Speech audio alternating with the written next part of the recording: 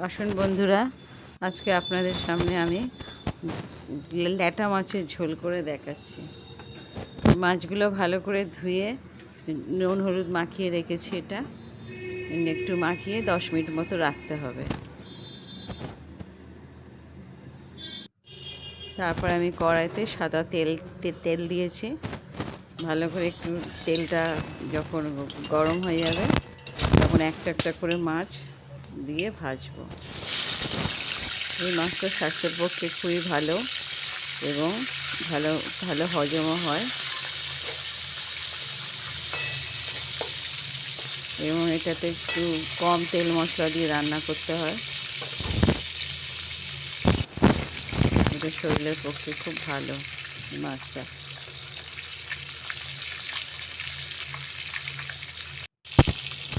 এই মাছটাকে আস্তে আস্তে করে লাল করে করে ভাজতে হবে একটু সময় নিয়ে, কারণ এই মাছটা ঝেলে দিলে আবার নাহলে একটু ভেঙে যাবে।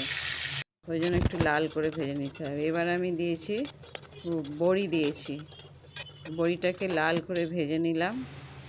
তারপরে আলু আর একটা মাঝারি আকারের পেঁয়াজ দিয়েছি, দিয়ে লাল করছি।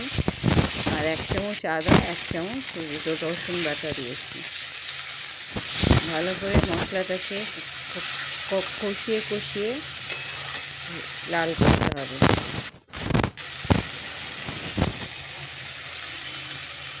তারপরে একটা পেঁয়াজও বেটে দিয়েছি। আলু পেঁয়াজের সাথে মশলাটাকে ভালো করে লাল করে নিতে হবে এবং এক এক করে আমি নুন, গুঁড়ো মশলাগুলো দিচ্ছি। লঙ্কা গুঁড়ো 1 চামচ, হলুদ গুঁড়ো 1 চামচ, 1 চামচ ধনে গুঁড়ো, জিরে গুঁড়ো, এভাবে দিয়ে মশলাটাকে ভালো করে ফ্রাই করে নিতে হবে। একটু জলও দিয়েছি, কারণ মশলাটা ড্রাই তো, ওই জন্য একটু জলও দিতে হবে।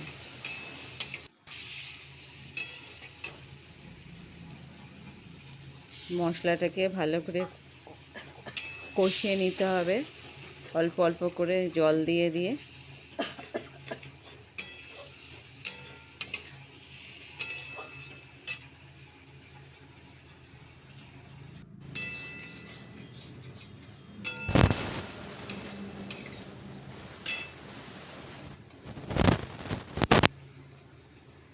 তারপরে একটা মাঝারি আকারে টমেটো এর মধ্যে দিয়ে দিয়েছি। টমেটো দিয়েও মশলাটাকে ভালো করে নাড়াচাড়া করতে হবে।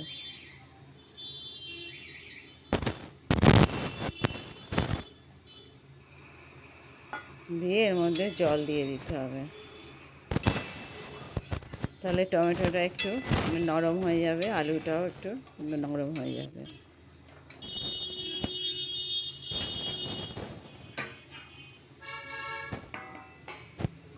এবার আমি 2 মিনিটের জন্য একটু ঢাকা দিয়ে রাখবো। 2 মিনিট পরে আমি ঢাকা খুলে দেখাচ্ছি। ঝোলটা ফুটে উঠেছে এবং আলু টমেটোগুলো বেশ নরম হয়ে গেছে।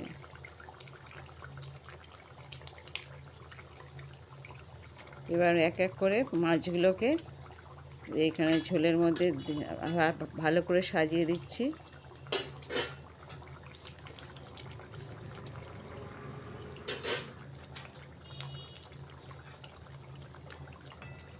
তারপরে ভাজা বড়িগুলো এর মধ্যে ঝোলের মধ্যে দিয়ে দিলাম ভালো করে ছড়িয়ে।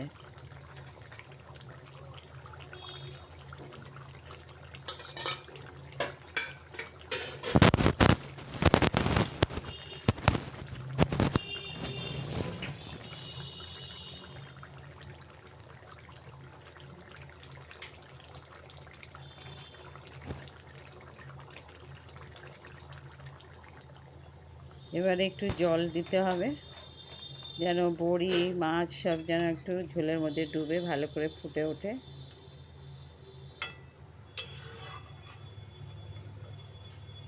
কেননা মাছের যে গুণটা সেটা ঝোলের মধ্যে আসবে, ভালো করে ফুটলে জুসটার মধ্যে চলে আসবে মাছের গুণটা।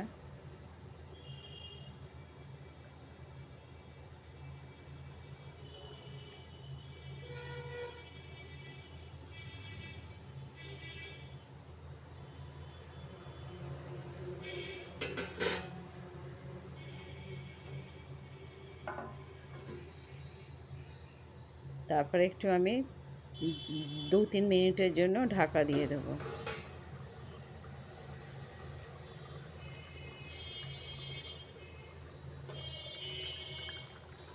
ঢাকা খুলে আমি দেখাচ্ছি কেমন মাছটা ফুটে উঠেছে। মাছের যে ভিটামিনসগুলো ঝোলের মধ্যে চলে গেছে।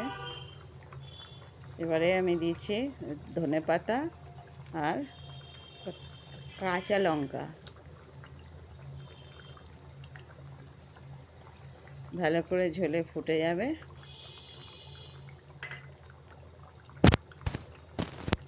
তাহলে একটু ধনেপাতার যে সেন্টটা সমস্ত ঝোলের মধ্যে চলে যাবে।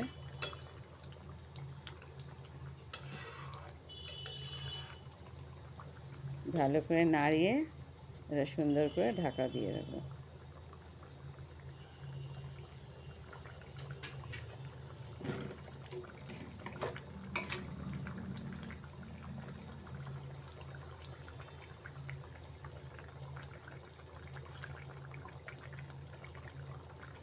একটু নুনও দিলাম, নুন একটু কম হয়েছিল, চেখে নিয়েছি, একটু নুনও দিয়েছি। তারপরে একটুখানি 2-3 মিনিটের জন্য ঢাকা দিয়ে দেবো। রান্নাটা প্রায় হয়ে এসছে, আপনাদের ঢাকা খুলে দেখাচ্ছি কেমন হয়েছে।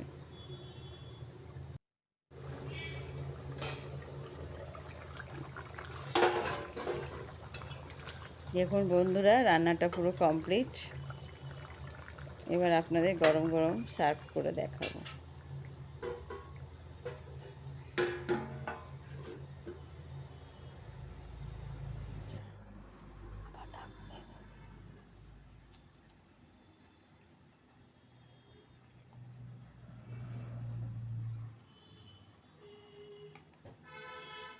দেখুন আমি গরম গরম মাছের ঝোল সার্ভ করছি। এটা গরম ভাতের সাথে খেতে খুবই ভালো লাগে। আপনারাও বাড়িতে এইভাবে বানাবেন। লাইট পাতলা ঝোল, হালকা পাতলা ঝোল শরীরের জন্য খুবই ভালো। কারণ সব সময় রিচ খেতে খেতে আমাদের আর মাঝে মাঝে একটু হালকা পাতলা ঝোল খেতে আমরা পছন্দ করি। আশা করি আপনাদের ভিডিওটা ভালো লেগেছে।